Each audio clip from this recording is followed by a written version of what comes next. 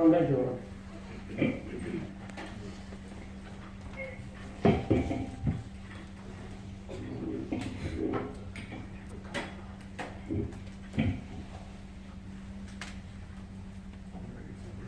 الحمد لله رب العالمين، نحمده ونستعين به ونستغفره ونعوذ بالله من شرور انفسنا وسيئات اعمالنا. من يهده الله فلا مضل له ومن يضلل فلا هادي له، واشهد ان لا اله الا الله وحده لا شريك له، واشهد ان محمدا عبده ورسوله. وبعد، فكما تعلمون ان قراءة القرآن من أعظم الطاعات وأعظم القربات التي يتقرب بها المؤمنون إلى ربهم تبارك وتعالى. ومعلوم أن لكل عبادة نية، وإلا لم يصح العمل. الإنسان لا بد له من نية في عمله، وهذه النية قد تتعدد لفضل العمل أو لمتعلقاته. وفضائل القرآن الكريم كثيرة جدا ومزاياه واسعة وفضله مجيد، والله تبارك وتعالى قد امتن على عباده بإنزال هذا الكتاب العظيم عليهم، وفي ذلك نعمة كبرى من الله عز وجل عليهم، ولكن أكثر الناس لا يعلمون. فالقرآن أيها الإخوة يمكن أن يقرأه الإنسان ويؤجر عليه من جهة واحدة أو من جهتين أو من ثلاث، بحسب ما يقوم في قلبه من النية. والرسول صلى الله عليه وسلم يقول: إنما الأعمال بالنيات وإنما لكل امرئ ما نوى. وجاء عن يحيى بن أبي كثير رحمه الله أحد الحفاظ وعلماء الحديث أنه قال: تعلموا النية فإنها أبلغ من العمل. النية أوسع من العمل وأبلغ من العمل.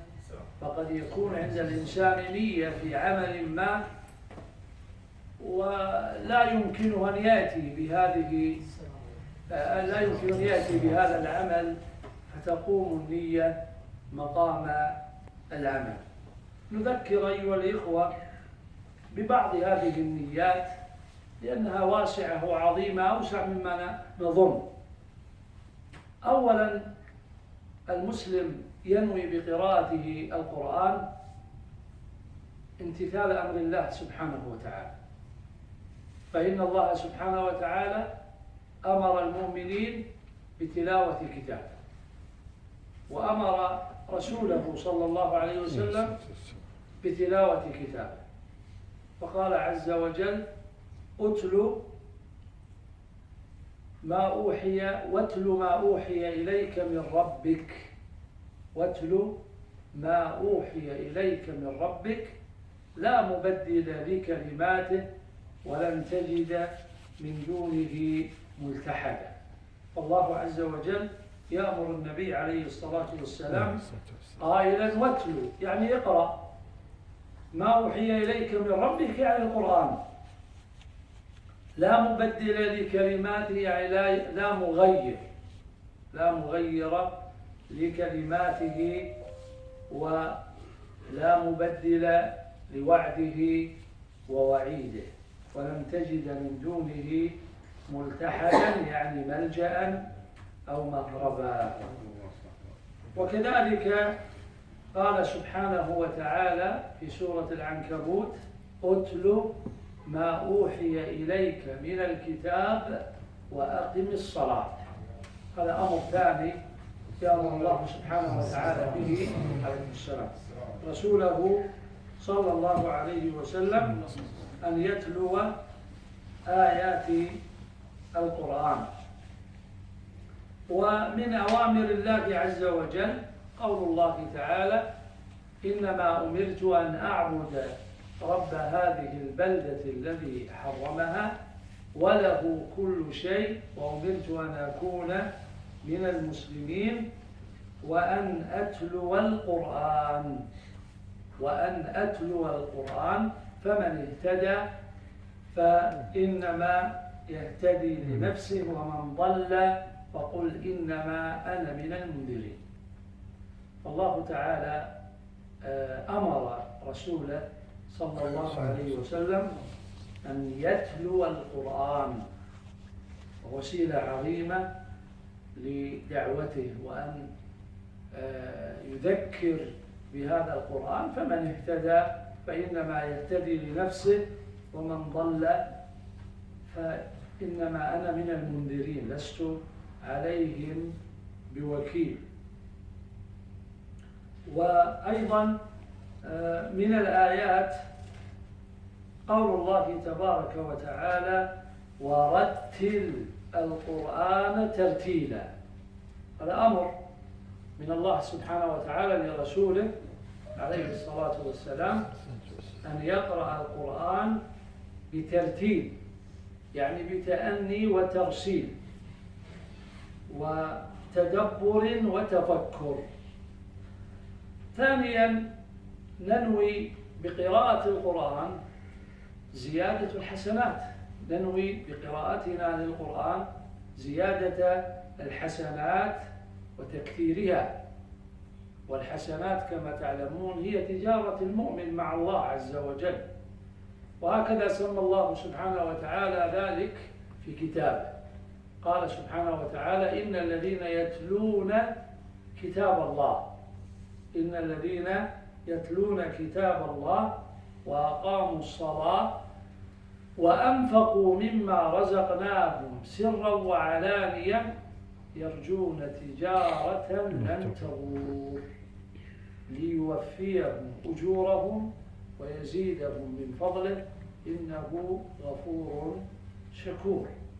فالله سبحانه وتعالى سمى تلاوة القرآن وإقام الصلاة والنفقة في سبيل الله سماها تجارة. قال بعض السلف: هذه الآية هي آية القراء، إن الذين يتلون كتاب الله، ثم قال: يرجون تجارة لن تبور. من أعظم البشارات لمن يقرأ ويتلو كتاب الله تبارك وتعالى أنه يرجو بذلك وبهذا الفعل تجارة لن تخسر ولن تكسد. ومن الأحاديث قول الرسول صلى الله عليه وسلم في حديث ابن مسعود في الترمذي: من قرأ حرفا من كتاب الله فله حسنة، والحسنة بعشر أمثالها. لا أقول ألف لام ميم حرف، ولكن ألف حرف وميم حرف ولام حرف وميم حرف. فالرسول عليه الصلاة والسلام يبين في هذا الحديث أن الحرف من كتاب الله للقارئ به 10 حسنات عند الله. فأنت إذا قرأت ألف لام ميم لك بها 30 حسنة. سورة الفاتحة فيها 123 حرفا، فإذا قرأها الإنسان أخذ بها 1000 حسنة و230. فإذا قرأها في الصلاة، في الصلوات المكتوبة كم مرة يقرأ الإنسان الفاتحة؟ 17 مرة. في 5 صلوات الإنسان يقرأ الفاتحة 17 مرة. وأضف إلى ذلك الصلوات الرواتب والنوافل، فيحصل قارئ القرآن على أجر عظيم وحسنات كثيرة من الله عز وجل. كيف لو قرأ سورة البقرة، كيف لو قرأ السبع الطوال، كيف لو ختم كتاب الله تبارك وتعالى، يعني حسنات بعداد الملايين. فإذا ينوي القارئ بقراءته للقرآن تكثير الحسنات. ثالثا ينوي القارئ بقراءته للقرآن أن يكون القرآن شفيعا له عند الله عز وجل. وكما تعلمون أن يوم القيامة لا يشفع فيه أحد إلا بإذن الله تبارك وتعالى. لا أحد يشفع لأحد إلا أن يأذن الله لمن يشاء من عباده ويرضى ذلك، كما قال: من ذا الذي يشفع عنده إلا بإذنه. من ذا الذي يشفع، من الذي يتجرأ على الشفاعة عند الله عز وجل إلا بإذنه. وقد وردت أحاديث كثيرة في شفاعة القرآن لأصحابه يوم القيامة، منها حديث أبي أمامة الباهلي رضي الله عنه قال: سمعت رسول الله صلى الله عليه وسلم يقول: اقرأوا القرآن فإنه يأتي شفيعا لأصحابه يوم القيامة. القرآن يشفع لأصحابه. من هم أصحاب القرآن؟ هم الذين يقرؤون القرآن ويتلونه ويتعلمونه ويتدبرونه ويفهمونه ثم يعملون به. هؤلاء هم أصحاب القرآن. ليس المقصود فقط هو أن الإنسان يقرأ القرآن دون تدبر ولا فهم ولا عمل. وقال عليه الصلاة والسلام في هذا الحديث: اقرأوا الزهراوين البقرة وآل عمران فإنهما تأتيان يوم القيامة كأنهما غمامتان أو غيايتان أو فرقان من طير صواف تحاجان، يعني تدافعان عن أصحابهما. القرآن شفيع عند الله سبحانه وتعالى يوم القيامة. كذلك في حديث ابن حبان يقول صلى الله عليه وسلم: القرآن شافع مشفع. شافع، والبشارة أنه مشفع. القرآن يكون شافعا يوم القيامة، والبشارة أن الله يشفعه، يقبل يعني شفاعته. وماحل مصدق.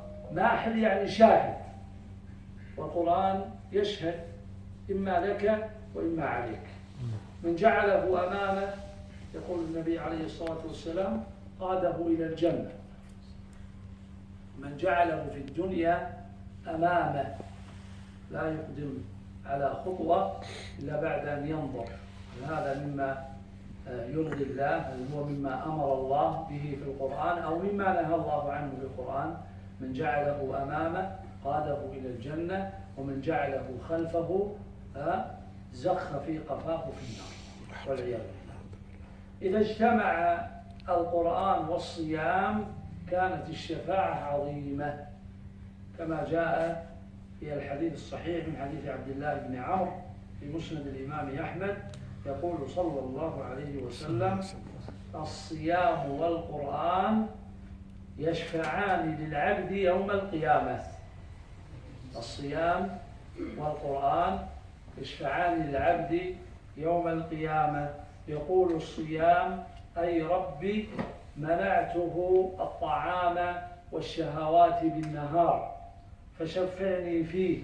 ويقول القرآن: منعته النوم بالليل فشفعني فيه. قال: فيشفعان.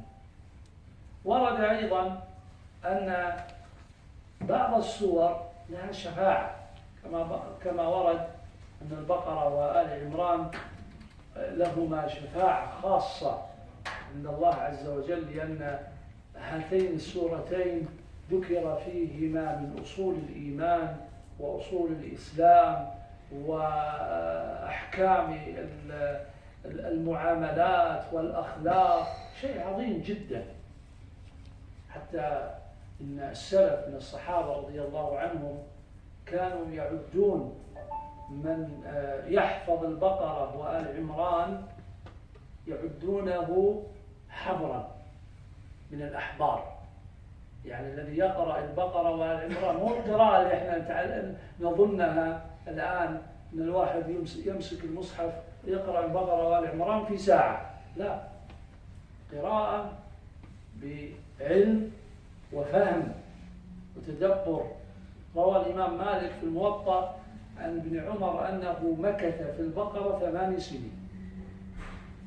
ابن عمر رضي الله عنهما وهو من فقهاء الصحابة ومن أحبارهم أنه مكث في سورة البقرة 8 سنين. هذا يدل على أن المقصد ليس فقط هو الحفظ يعني إقامة الحروف. ولهذا قال أنس: كان الرجل فينا إذا حفظ البقرة وآل عمران جد فينا، صار من أصحاب العلم والفهم. فهناك أيضا حديث في أن سورة تبارك، وهي سورة من 30 آية، أنها تشفع لصاحبها وتنجيه من عذاب القبر، كما جاء ذلك في عدة أحاديث مفادها هذا الأمر. منها حديث أبي هريرة رضي الله عنه يقول صلى الله عليه وسلم: إن سورة من القرآن 30 آية شفعت لرجل حتى غفر له، وهي سورة تبارك الذي بيده الملك، رواه أبو داود وابن ماجه وأحمد. أيضا يا إخوة، نحتسب بقراءتنا للقرآن النجاة من النار، فإن حافظ القرآن وقارئ القرآن والعامل بالقرآن لا تمسه النار، سبحان الله. جاء ذلك عن نبينا محمد صلى الله عليه وسلم، يقول عليه الصلاة والسلام فيما رواه الدارمي في سننه وصححه الألباني وغيره، يقول عليه الصلاة والسلام: لو جمع القرآن في إهاب لم يحرقه الله بالنار. لو جمع القرآن في إهاب، الإهاب هو الجلد، لو جمع القرآن في إهاب يعني في جلد إنسان لم يحرقه الله بالنار. قال الحافظ ابن الجوزي: لو جعل القرآن، يعني المعنى أن حافظ القرآن ممتنع من النار. إشارة عظيمة أن حافظ القرآن الله يحميه من القرآن يحميه من النار بالقرآن. وقال ابن الأثير في غريب الحديث: ومنه الحديث: لو جعل القرآن في إهاب ثم ألقي في النار ما احترق. قال: كان هذا معجزة للقرآن في زمن النبي صلى الله عليه وسلم. وقيل المعنى: من علمه الله القرآن لم تحرقه نار الآخرة. فجعل جسم حافظ القرآن كالإهاب له، كالجلد الذي يحفظ القرآن. خامسا، نحتسب بقراءة القرآن ارتقاء الدرجات العلى في جنات النعيم، كما جاء ذلك في قول الرسول صلى الله عليه وسلم الذي رواه أبو داود والترمذي: يقال لقارئ القرآن يوم القيامة، يقال لقارئ القرآن: اقرأ وارتقي. ارتقي يعني ارقى، اقرأ وارتقي فإن منزلتك عند آخر آية تقرأها. فعند دخول الجنة يقال لصاحب القرآن اقرأ ما تحفظ من كتاب الله عز وجل ورتل كما كنت ترتل في الدنيا، فإن منزلتك عند آخر آية تقرأها. ولذلك قال بعض أهل العلم إن درجات الجنة على عدد آيات القرآن. طبعا هو لم يثبت عن النبي صلى الله عليه وسلم في ذلك الحديث، ورد يعني في كلام بعض أهل العلم كالخطابي وغيره، لكن يعني لم يرد صريحا إلى النبي عليه الصلاة والسلام أن عدد درجات الجنة على عدد آية القرآن. آية القرآن 6000 آية و236 آية على التعداد المشهور عند حفص، وإلا هناك اختلاف في تعداد آيات القرآن عند القراء. والسبب أن بعض القراء يختلفون في آية، هل هي آية واحدة أو هي آيتين، يعني الوقف فيها يعتبر آية أو هي آيتين. فقارئ القرآن ينال بحفظه للقرآن وعمله بالقرآن وفهمه للقرآن درجات عالية عند الله تبارك وتعالى. وفي الحديث أيضا في صحيح مسلم يقول صلى الله عليه وسلم إن الله يرفع بهذا الكتاب أقواما ويضع به آخرين. هذا في نفس المعنى الذي مر في الحديث السابق، إن الله يرفع بهذا الكتاب أقواما. الرفعة تشمل الرفعة في الدنيا كما تشمل الرفعة في الآخرة. الله سبحانه وتعالى يرفع قارئ القرآن وحافظ القرآن والعامل بالقرآن والمتبع للقرآن، يرفعه الله عز وجل منزلة عالية في الدنيا وفي الآخرة بعلو منزلته في الجنة.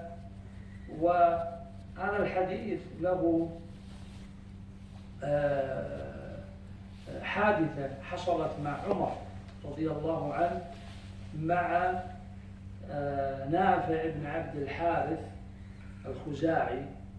نافع بن عبد الحارث الخزاعي كان عامل عمر على مكة، يعني كان هو أمير مكة في عهد عمر. عمر ولاه على مكة، فجاء عمر إلى مكة وفي الطريق واجه نافع بن عبد الحارث، فقال له من استخلفت على أهل مكة؟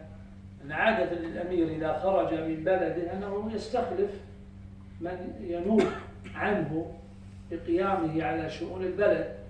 فقال له من استخلفت على أهل مكة؟ قال استخلفت عليهم ابن أبزة. فقال عمر ومن ابن أبزة؟ قال رجل من الموالي. قال استخلفت على أهل مكة رجلا من الموالي؟ قال لكنه يا أمير المؤمنين حافظ لكتاب الله عالم بالفرائض. فقال عمر أشهد أني سمعت رسول الله صلى الله عليه وسلم يقول إن الله يرفع بهذا الكتاب أقواما ويضع به آخرين. فهذا الرجل يعني رفعه الله سبحانه وتعالى على أهل مكة مع أنه كان رجلا من الموالي. أيضا نختصر يعني نحن الكلام. يحتسب هذا سادسا، يحتسب الإنسان بقراءته للقرآن نية العمل بهذا القرآن.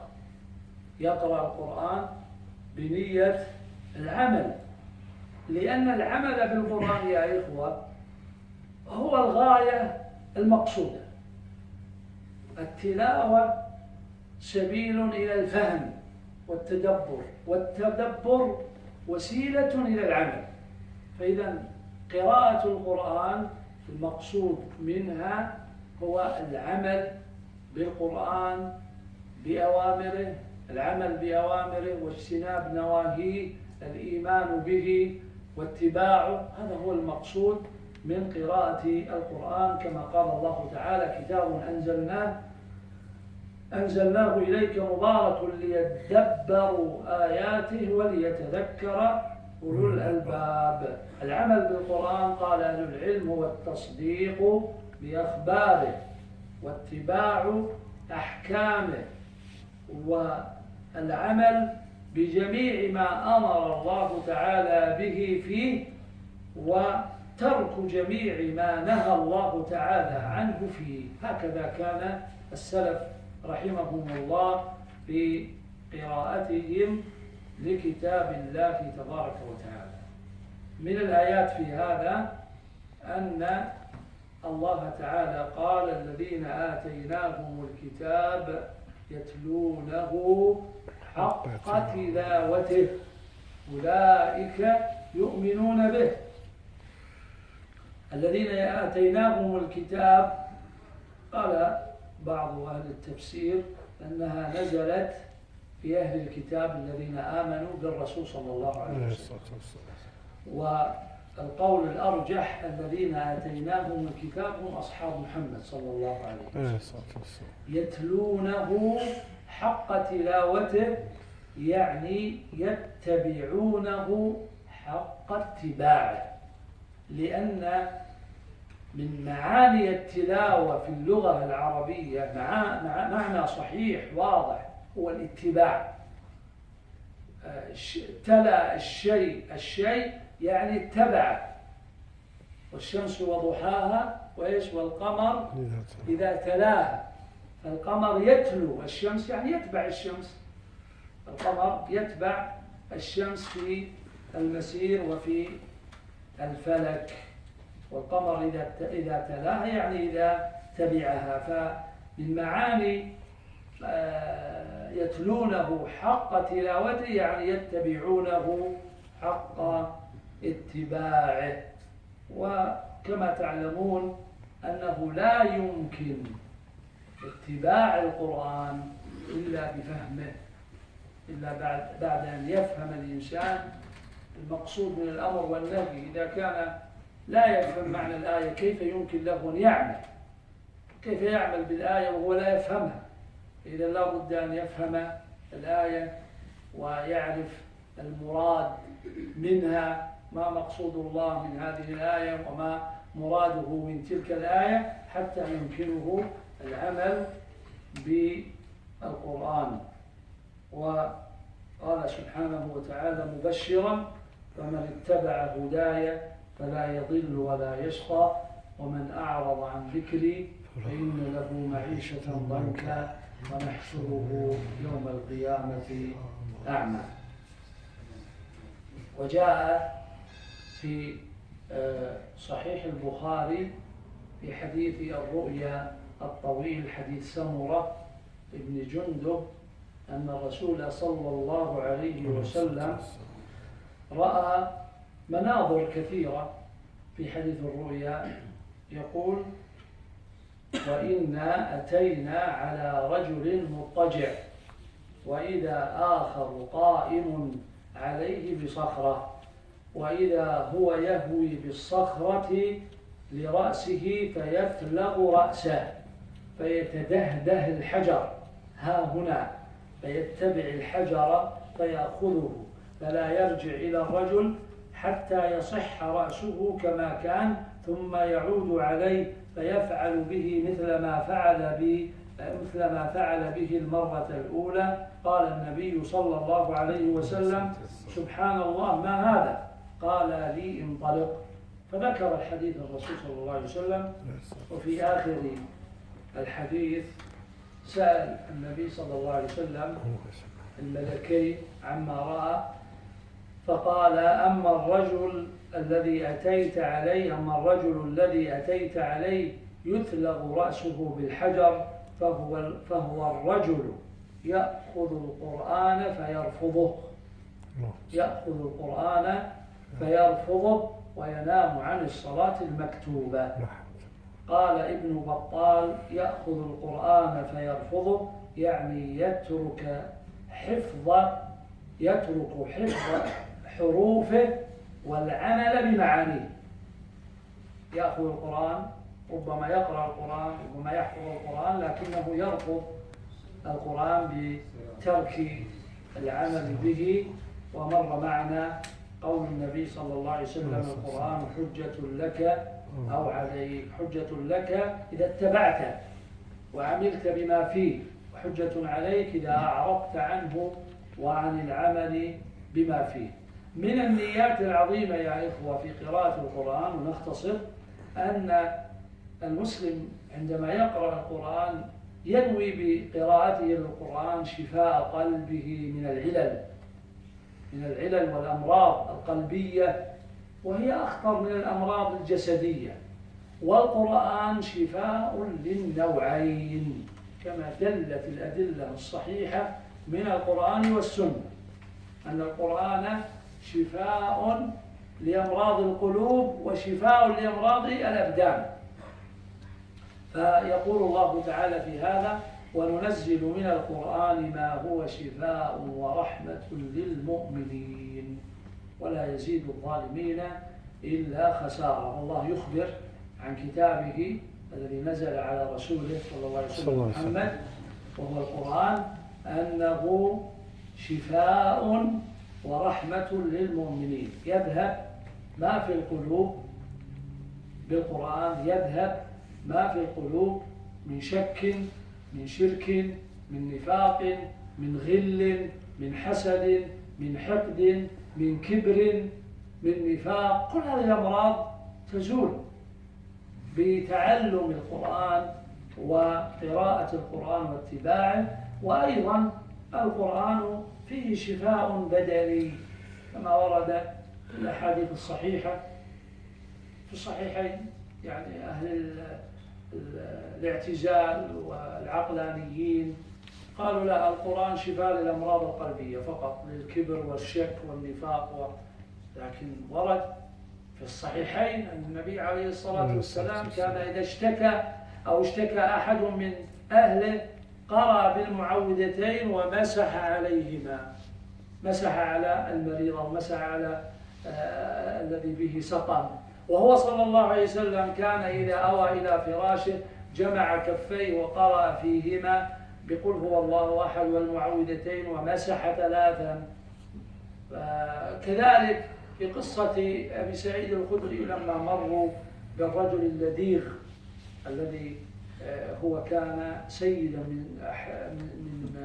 من سادات العرب، مروا عليه وإذا هو لذيغ، فطلبوا من الصحابة أن يأتوهم برقية. فذهب أبو سعيد الخدري وكان من أصغر القوم، شاب،